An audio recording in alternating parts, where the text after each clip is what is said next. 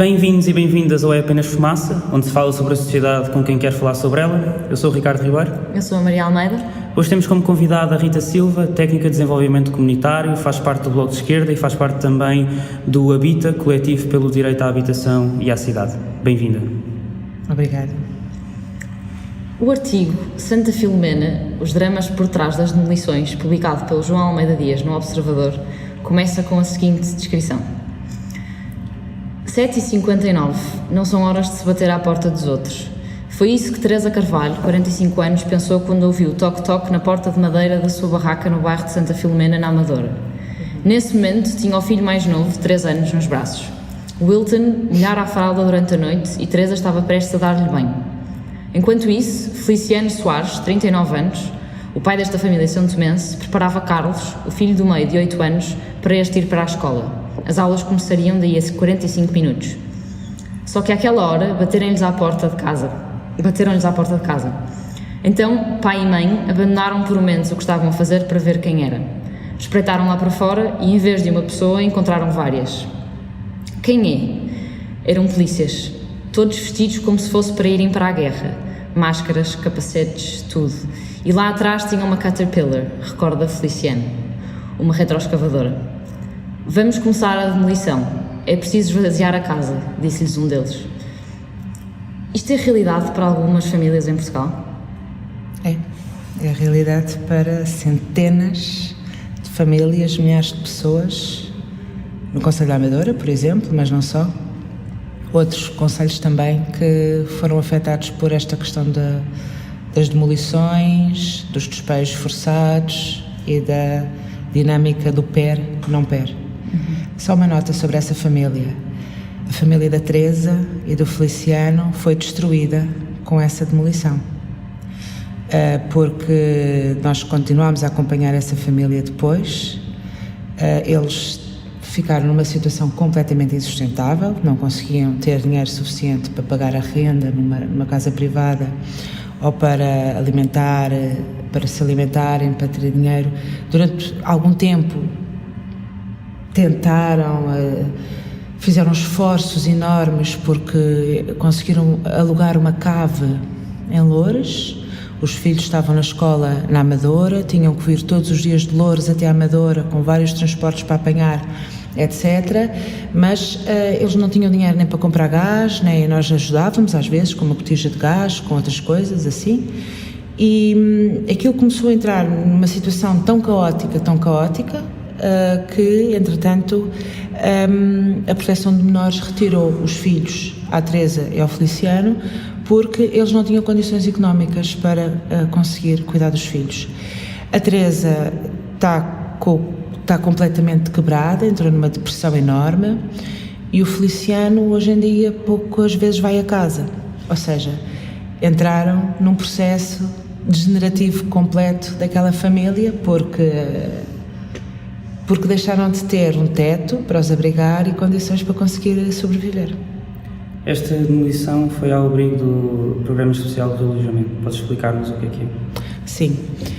Então, é interessante dizeres isso porque um Programa Especial de Realojamento serve para despejar pessoas, ou é aquilo que neste momento está a acontecer.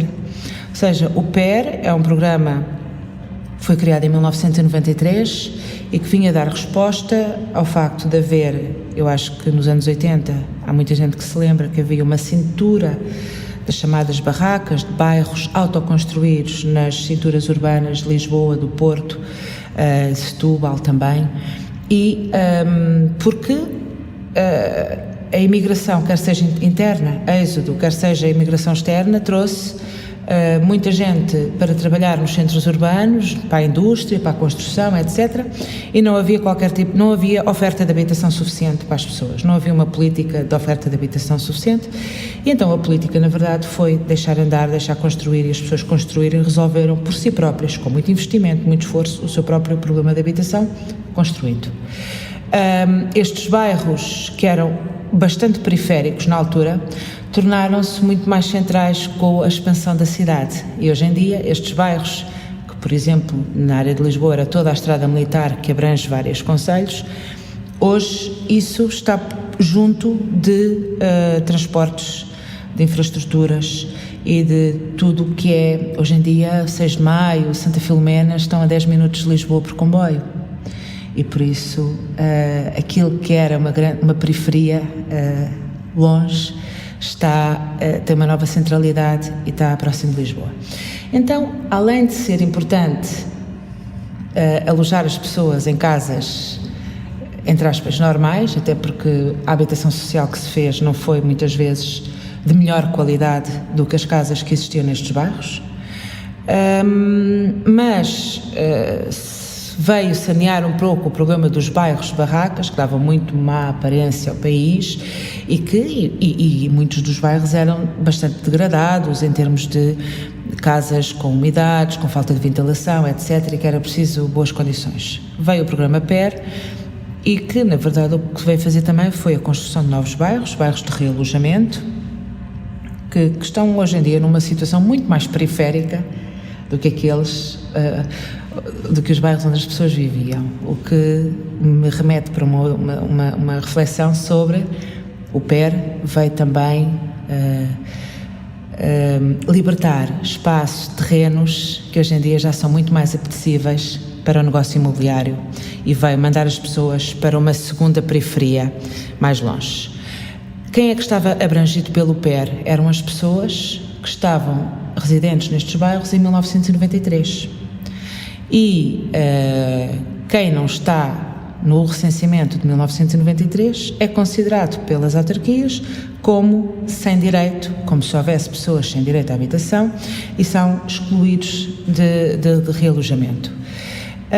Com o passar do tempo, as autarquias, algumas delas demoraram muito tempo a desenvolver o PER, a realojar pessoas. A Amadora ainda não acabou hoje de realojar as pessoas PER que tem no concelho, Loures também não, mas mesmo Cascais também demorou bastante tempo, Odivelas também ainda está a realojar, Lisboa foi mais rápida, e isto fez com que, ao longo dos anos 90, depois de 93, todos nós nos lembramos que houve uma nova vaga de imigração, houve obras públicas, houve muita construção em Portugal, e houve necessidade de mão de obra barata, que foi de novo viver para estes bairros, e estas pessoas hoje estão idosas, estão doentes, estão cansadas do trabalho de muitos anos, e estão desempregadas, e estão agora a ser despejadas ao abrigo do programa PER, por não estarem no realojamento. E o que é que acontece a essas pessoas?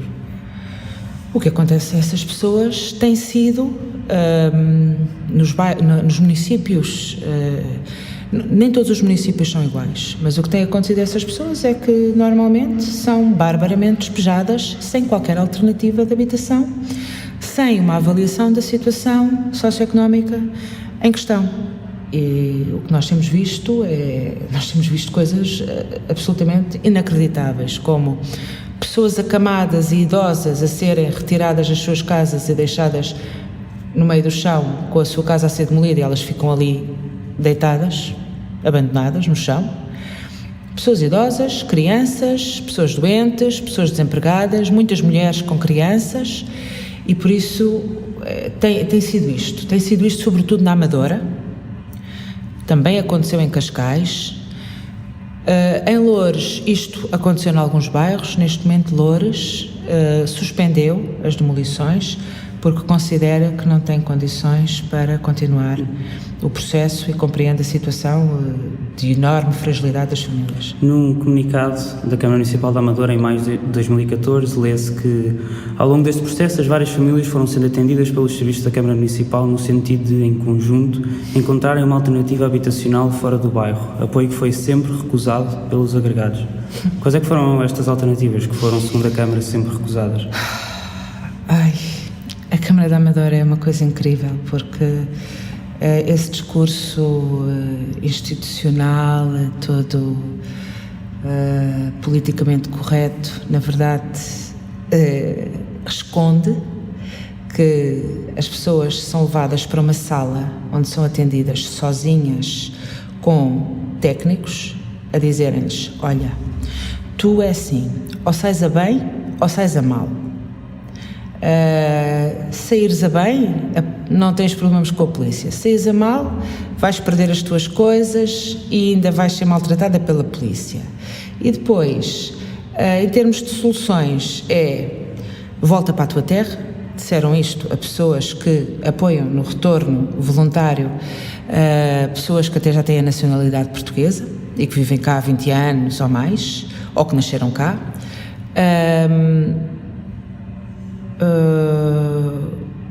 Ir para um centro de abrigo temporário, um centro de abrigo de emergência temporário, onde são apenas autorizadas a pernoitar, não a viver, a pernoitar, a entrar às 8 da noite e a sair às 8 da manhã, durante alguns dias, ou então são convidadas a alugar uma casa no mercado de arrendamento privado e podem ter 2 meses de apoio da Segurança Social. Só que as pessoas nem sequer conseguem alugar uma casa porque não têm nem fiador, nem um contrato de trabalho, nem um IRS de jeito, nem condições financeiras para fazer face a um arrendamento todos os meses. Por isso, as soluções apresentadas pela Câmara Municipal da Amadora não são soluções e é estar a gozar com a cara das pessoas quando escrevem esse tipo de comunicados e quando querem, na verdade, querem dizer que as pessoas não querem tratar da sua situação, que elas é que são as culpadas da situação em questão, e etc. É sempre uma culpabilização, mas na verdade elas estão ali sob chantagem a ser simplesmente enxotadas das suas casas. Não há solução nenhuma. Nós há pouco falavas do recenseamento e do programa especial de realojamento ter sido baseado nesses estados estatísticos de 1993. O que é que aconteceu às famílias que, por exemplo, aumentaram, ou à população, ao aumento da população que aconteceu depois de então? Como é que está a ser ajustado o realojamento? O realojamento? Muitas vezes não. Eles têm uma certa tendência a fazer realojamento das pessoas que estão dentro do PER e que têm o direito ao realojamento, usando a fotografia do agregado de há 20 anos atrás. E o que é que acontece?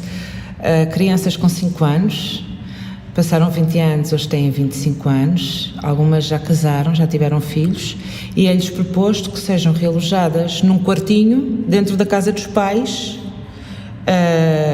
E então, às vezes temos situações, por exemplo, agora no 6 de maio, de pessoas que, por recusarem essa forma de realojamento, por dizerem que não iam aceitar ficar os avós, os pais, os filhos, os netos, as noras e etc., tudo na mesma casa, cada agregado familiar num quarto, por recusarem isso, viram o seu nome riscado do PER e a casa demolida sem sequer estarem à espera que isso acontecesse, pensando elas que conseguiam ainda ter um diálogo com a Câmara e procurar uma solução. Como é que tem sido feita a notificação destes pais? Não tem sido feita, não há notificações por escrito, há simplesmente contactos entre técnicas da Câmara com moradores, às vezes sim, outras vezes não, que fazem estes chamados atendimentos sociais, que são estes atendimentos à porta fechada, onde nem sequer deixaram entrar um jurista da Associação Habita para acompanhar as pessoas, porque não deixaram entrar, inventaram uma coisa qualquer e interromperam o atendimento naquele dia, e sempre que as pessoas vão acompanhadas por juristas ou advogados, eles arranjam alguma forma de não fazer o atendimento, só aceitam fazer atendimentos com as pessoas isoladas e sem qualquer tipo de solução. No acordo de adesão do PER assinado pela Câmara Municipal da Amadora em 1995 consta que a obrigação da autarquia comprometer-se a exercer uma fiscalização rigorosa de ocupação do solo na área da sua jurisdição administrativa, por forma a neutralizar o ressurgimento ou a construção de quaisquer tipo de barracas, garantida a sua pronta demolição. Isto faz sentido como uma obrigação e foi ou não cumprido pela Câmara Municipal da Amadora nos últimos 20 anos? Não foi cumprido, e por isso é um argumento jurídico válido que nós achamos que devemos usar, porque também a própria Câmara não cumpriu o PER, não é? Mas a questão é, eu acho que nós não podemos simplesmente olhar, quer dizer, as pessoas não estão a viver em barracas ou a construir casas em más condições porque lhes apetece ou porque lhes dá na gana. Se elas tivessem alternativas viáveis no mercado de arrendamento ou na habitação social, é que não podemos olhar para o PER de uma forma isolada, é preciso perceber aquilo que é o panorama da habitação em Portugal e quais são as alternativas que as pessoas têm e se chega ou não chega a apenas desenvolver um PER e mais nada, nunca mais. Não chega e por isso eu acho que é preciso evitar que as pessoas vão construir novas barracas, mas isto é se as pessoas tiverem alternativas de alojamento, não é? Agora, se não há alternativas de alojamento, eu até sou favorável à autoconstrução, que até devia de ser apoiada tecnicamente, como já aconteceu nos tempos da Revolução com o programa SAL, que era a autoconstrução apoiada tecnicamente em programas altamente participados e com o apoio do Estado. Ou seja, é preciso encontrar alternativas para a população que não consegue ter nem acesso ao mercado de arrendamento, muito menos ao crédito, e que não tem qualquer alternativa também no mercado social de habitação, que em Portugal é minúsculo.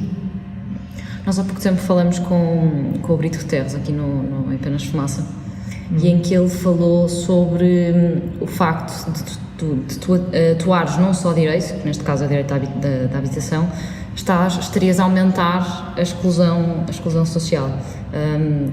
Concordas com isso? Como assim?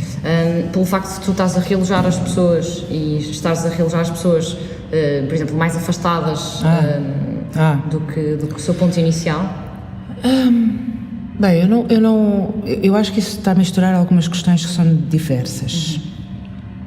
Eu acho que sem o direito à habitação há muitos outros direitos que não conseguem ser vividos. Ou seja, uma pessoa sem habitação, sem casa, tem muitas dificuldades em ter saúde, em estar concentrada na educação, em ter tudo o que é outros direitos humanos e cívicos e políticos, etc. Não é? Mesmo sem uma morada, a pessoa não tem quase direitos nenhuns. E por isso, eu acho que defender o direito à habitação é uma forma também de salvaguardar muitos outros direitos. É um bocadinho ao contrário. Agora, eu acho que aquilo que o Brito Guterres está a dizer talvez seja a questão desta guetização e desta periferização, ou seja, que só se atua fazendo um realojamento, considerando que o direito à habitação é apenas o direito à habitação, quer dizer, o direito aqui ao realojamento e a habitação é um teto, não importa onde, não importa de que forma, e na verdade o habitar. E por isso é que nós somos direito à habitação e à cidade. Cidade não no sentido da urbe, mas no sentido daquilo que são as componentes do ambiente que são necessárias para uma pessoa habitar, que tem a ver com a infraestrutura, tem a ver com o transporte, tem a ver com a educação, tem a ver com relações culturais e sociais que estabelece, tem a ver com muitas coisas, o habitar, não é? E por isso não consideramos, nós quando começámos e no início a luta que desenvolvíamos era apenas a luta por um realojamento e ao longo desse tempo fomos aprendendo que não basta apenas um realojamento e que nós precisamos ter um urbanismo pensado com as questões sociais, culturais, de integração de tudo. E por isso é que eu critico o PER, porque o PER veio colocar as pessoas cada vez mais longe das infraestruturas.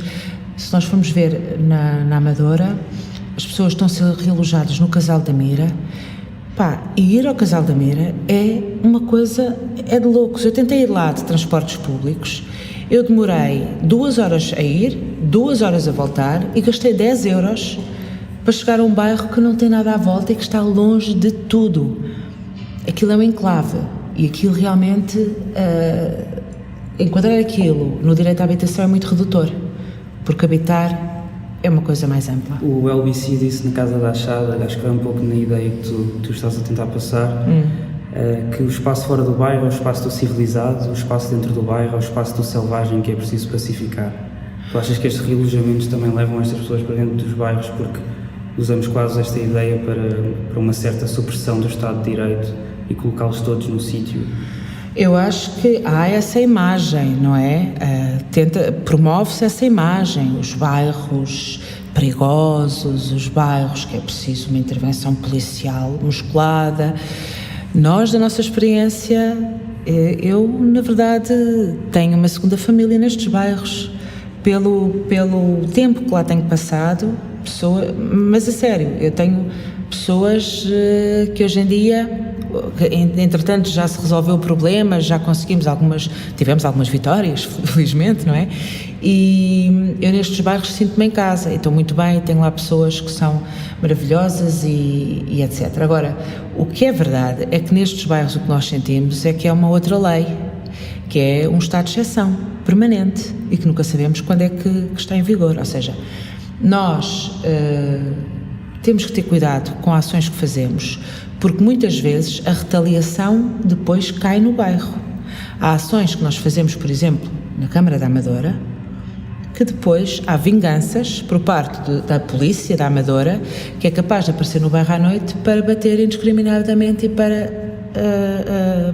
castigar quem se mobilizou para ações ou para castigar outros que vão passar. Ou seja, é um estado de exceção, é outra lei. Inclusivamente os despejos, da forma como são realizados nestes bairros, que arrancam as pessoas dentro de casa, há violação grave de direitos humanos, há violação, por exemplo, da inviolabilidade do lar. Não se pode entrar assim. Entram dentro das casas das pessoas sem mandato, sem nenhuma autorização, nem de tribunal, nem nada. Quando estas coisas estão a acontecer, fazem um perímetro chamado de segurança que nem sequer os jornalistas podem entrar. Os jornalistas já se revoltaram antes da crise, quando os jornalistas ainda tinham porque isto piorou bastante depois da crise, não é? Mas nós tivemos o Sindicato de Jornalistas a levantar uma série de questões porque os jornalistas não podiam entrar no bairro da Azinhaga dos Besouros, que foi outro que nós fizemos uma luta.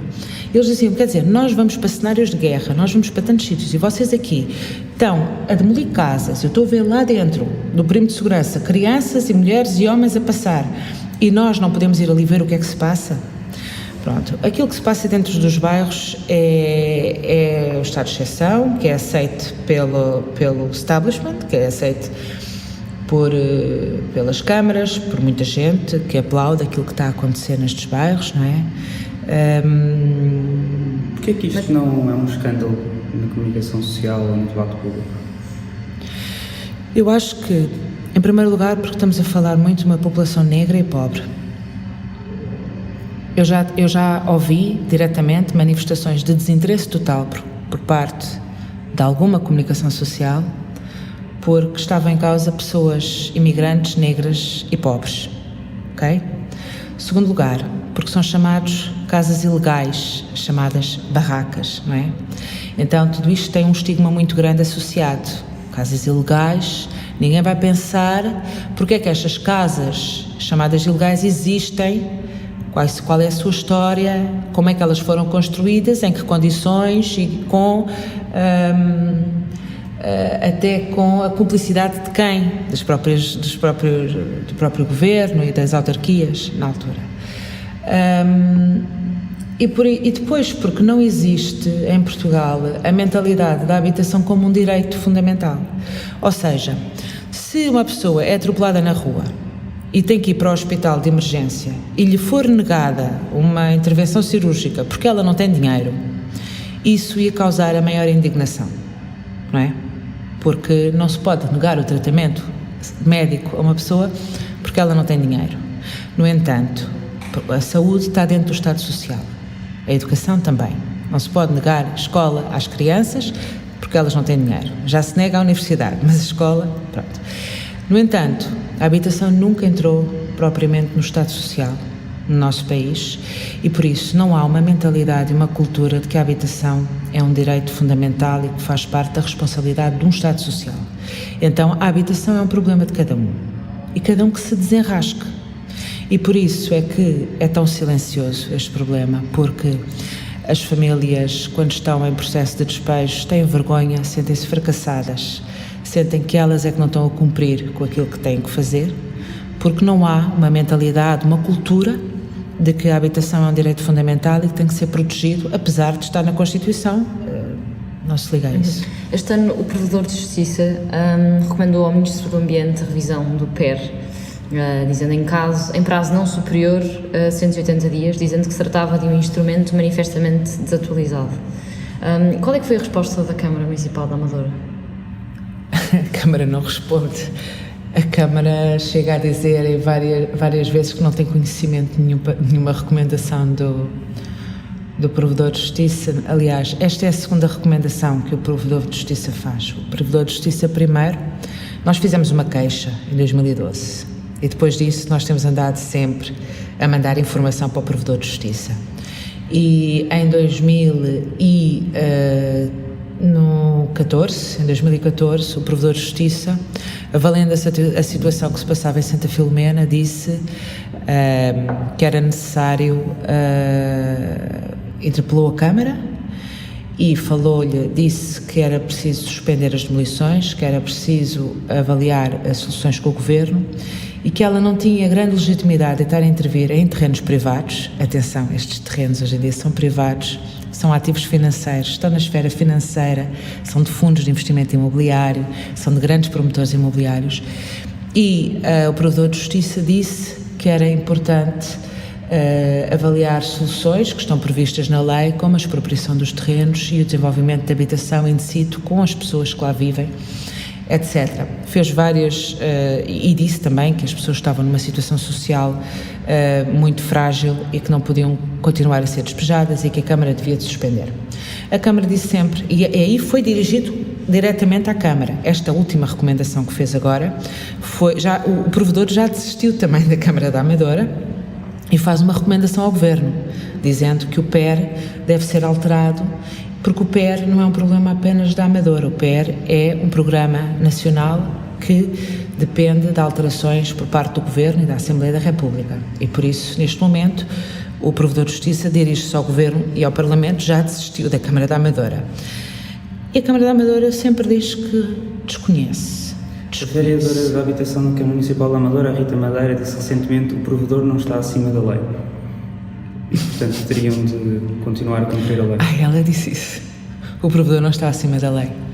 Pois, ela, infelizmente, só conhece uma lei, que é a lei do PER, completamente obsoleta e desatualizada. Ela não conhece mais nada que seja isso. Eu acho que é uma falta de respeito, porque o provedor é garante da lei e dos direitos humanos. Mas isso ela não conhece, ela não sabe o que isso é. Tu há pouco falavas dos proprietários desses terrenos. Essa mesma vereadora da Câmara da Amadora, Rita Madeira, em 2015, disse, quando lhe perguntaram sobre quem eram os proprietários, ela disse: se me perguntar ao certo e aos dias de hoje quem são os proprietários do terreno, então eu não lhe sei dizer. Como deve imaginar, isto hoje em dia é tudo muito dinâmico e os terrenos vão passando de mão em mão. Fala-se muito de um fundo, um dito fundo. Nós não sabemos. Não sabemos nem temos de saber. Tu há pouco falavas de pois, sim, claro. proprietários destes terrenos. Isso sabe-se de quem são os terrenos? Nós sabemos. E eu não acredito que o Executivo não saiba muito bem de quem são determinados terrenos e o interesse estratégico que esses terrenos têm para determinados grupos. Santa Filomena, nós fizemos uma investigação. Santa Filomena é de um fundo de investimento imobiliário que é gerido pelo Millennium BCP, é um fundo de investimento imobiliário fechado, sobre o qual é muito difícil ter acesso aos que participam no fundo, mas nós sabemos que faz parte um empreiteiro bastante conhecido na praça, que é o José Guilherme. O José Guilherme, também conhecido pelo nome o empreiteiro da Amadora, é um senhor que tem sido até indiciado em vários crimes de corrupção, com prendas muito chorudas a vários políticos que neste momento já se viram manchados em vários processos que têm a ver com prendas e coisas assim, não é? Também sabemos que ele é amigo pessoal do anterior Presidente da Câmara, que hoje em dia continua a mandar na Amadora, mas é o Presidente da Assembleia Municipal, e que é o Joaquim Raposo. Estes terrenos, ao lado de Santa Filomena, existe uma outra urbanização nova, que se chama Vila Chã, e que é uma urbanização grande, virada para uma classe média alta, que compra casas por, 100 e tal, 200 mil euros, tem garagem, A Câmara construiu toda uma infraestrutura de grandes vias, palmeiras, tipo Miami, e iluminação pública, e toda uma série de infraestruturas que só veio valorizar aquela zona, não é? E agora está a limpar o terreno ao lado que pertence, ou que seja, que está ligado aos urbanizadores de Vila Chã. Vila Chã, metade de Vila Chã está por vender, porque houve a crise do crédito, houve a bolha imobiliária e isso tudo. Então é muito importante limpar, entre aspas, o terreno ao lado para ajudar a que a área fique mais embelezada de alguma forma e continue a atrair aquela classe média. E depois o terreno de Santa Filomena, como outros, são terrenos que são ativos financeiros atualmente, ou seja, mesmo que eles estejam parados e vão ficar parados e vazios durante muito tempo, eles vão continuar a render noutras esferas, porque eles são realmente cotados nos mercados financeiros, valorizam, têm ações, etc. E aquilo dá rendimentos. E só dá se tiver vazio do elemento humano, porque o elemento humano causa dificuldades, não é? Sempre pode haver casos jurídicos, uso capião, coisas assim, e que vai interferir sobre a propriedade e a posse dos terrenos e o desenvolvimento que eles possam, futuros proprietários, querer dar ao lugar. A Câmara é um intermediário disto tudo. Ela gasta muito para fazer demolições, para contratar empresas que organizam o processo, para tratar mal as pessoas que vivem no próprio concelho, e esta Câmara da Amadora, ela está bastante focada em fazer um upgrade da população da Amadora. Nem sequer o realojamento do SPER está a ser feito todo dentro da Amadora. A Câmara tem procurado o máximo possível mandar para fora gente do concelho, negra, pobre, que vai embora do concelho. Já têm realojado às vezes no concelho de Sintra, comprando casas de crédito mal parado e coisas assim, compram casas e realojam pessoas assim, ou dando indemnizações e convidando as pessoas a ir embora, ou etc. E expulsando 40% da população que ficou fora do PER, que é mais ou menos essa a estimativa que nós fizemos, quase 40% ficou fora do PER. Pronto, a Câmara da Amadora quer fazer um upgrade da população da Amadora para uma classe média, que está a 10 minutos do centro de Lisboa, e isto vai fazer com que vários promotores imobiliários, que são bastante amigos do executivo que lá está, possam desenvolver ali negócios interessantes do ponto de vista do imobiliário. E não é só Santa Filomena, a Cova da Moura é um exemplo também da forma como a Câmara a Câmara continua a querer demolir a Cova da Moura, por exemplo, e outros bairros. Isto é assim, provas. Nós temos a experiência e a prática e aquilo que vamos vendo, que vai acontecendo, as conversas na Assembleia Municipal, aquilo que eles vão aprovando, e vamos vendo a forma como a população vai sendo expulsa e como a Amadora está tão concentrada neste upgrade que está ao serviço do imobiliário. Vocês fizeram recentemente uma ação junto do Ministério do Ambiente. Qual é que tu dirias, e estamos mesmo a chegar ao fim, que são as hipóteses, ou as vossas hipóteses nos próximos tempos e agora com o novo governo? Pronto, então, nós neste momento, viramos para o governo, e não foi só agora, já há algum tempo. Nós achamos que isto não é só um problema do PER, nós temos um problema de habitação e de política, e de falta de política de habitação em Portugal, mesmo. Nós temos cerca de 3% de habitação social, e precisamos de mais. Uma habitação social sem estigma, sem essa carga de ser o gueto do bairro, da ultraperiférico. Não, nós precisamos de uma política social de habitação que responda às necessidades da população existente. Temos uma população que tem vindo a perder rendimentos, como nós sabemos, desde a crise.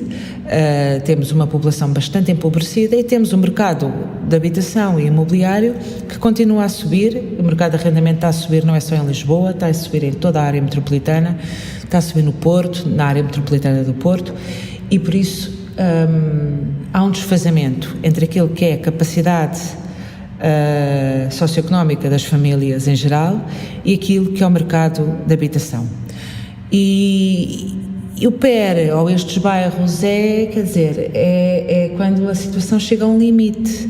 E por isso, quer dizer, além de nós pedirmos, tal como o Provedor de Justiça, que haja uma atualização do PER ou que haja novos programas que venham substituir o PER para dar a solução a quem ficou de fora, não é? E que ninguém pode ir para a rua sem solução, nós estamos a pedir uma política pública mais estruturada, porque o problema é estrutural. O problema não é a Amadora, ou o problema não é o 6 de Maio, ou esta ou aquela família, não. O problema é um problema estrutural que afeta muita gente, que não afeta só estas comunidades imigrantes e pobres, afeta também muitas outras famílias de diversas origens, e por isso precisamos de uma política social. E neste momento o que estamos a ver é que começa a haver alguns anúncios por parte do Governo, por parte da Câmara de Lisboa, de desenvolvimento de habitação para a classe média.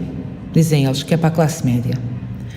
Quando nós temos a classe média muito destruída em Portugal, é difícil falar no conceito de classe média neste momento em Portugal, se formos ver aquilo que é o rendimento real das pessoas. E estas soluções que eles estão a dizer que estão a desenvolver são soluções do tipo parcerias público-privadas dentro de um modelo de mercado para garantir que alguma classe média tenha acesso a habitações que eles chamam acessíveis, um bocadinho abaixo do valor de mercado, como se isso fosse uma política de habitação que respondesse às necessidades sociais do país. Não é. Então, na verdade, utilizar isto como uma política social de habitação, que não é. Nós queremos uma política social de habitação realmente para quem precisa. E para todos os que precisam, não é? Então, estamos a pressionar muito o Governo. Fomos ao Ministério do Ambiente ontem e já não é a primeira vez que lá vamos, e temos ido ao Parlamento e vamos continuar a ir onde for necessário, porque é preciso pressionar para o desenvolvimento de uma política diferente em termos de habitação e de imobiliário. Este foi mais um episódio do É Apenas Fumaça, onde se fala sobre a sociedade com quem quer falar sobre ela. Muito obrigada à equipa Ricardo Ribeiro, Bernardo Afonso, Pedro Zuzarte, Tomás Pereira, Pedro Cardoso, Diana Carvalho, Frederico Raposo. Obrigada, Rita. Obrigado eu pelo convite. A música é dos Lotus Fever. Subscrevam a mais episódios em apenasfumaça.pt. Até à próxima.